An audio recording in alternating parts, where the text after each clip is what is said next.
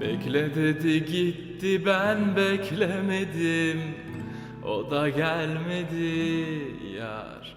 Ölüm gibi bir şey oldu ama kimse ölmedi.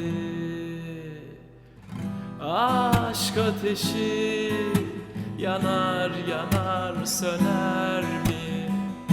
Gönül yarası bir gün geçer mi?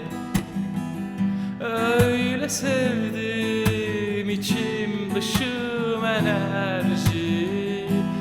Git bakalım, döner belki. Bekle dedi gitti, ben beklemedim. O da gelmedi yar. Ölüm gibi bir şey oldu ama kimse ölmedi. Bekle dedi gitti, ben beklemedim. O da gelmedi yar. Ölüm gibi bir şey oldu ama kimse ölmedi.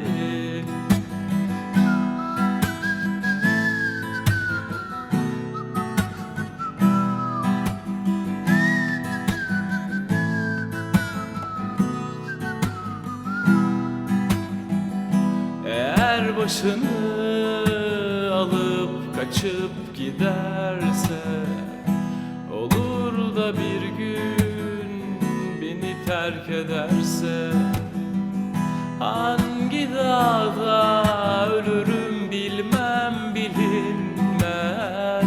Gitsin bakalım, kolay söyle. Bekle dedi gitti, ben beklemedim. O da gelmedi yar. Ölüm gibi bir şey oldu ama kimse ölmedi. Bekle dedi gitti, ben beklemedim. O da gelmedi yar. Ölüm gibi bir şey oldu ama kimse ölmedi.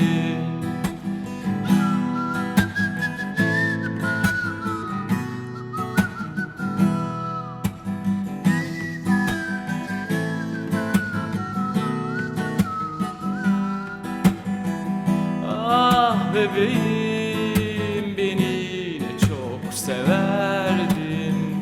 Ruh ikizim, canım derdin. Ne oldu şimdi, bu aşk böyle biter mi? Dur bakalım, döner belki. Bekle dedi gitti, ben beklemedim. O da gelmedi yar. Ölüm gibi bir şey oldu ama kimse ölmedi. Bekle dedi gitti, ben beklemedim. O da gelmedi yar. Ölüm gibi bir şey oldu ama kimse ölmedi. Kimse ölmedi. Kimse ölmedi.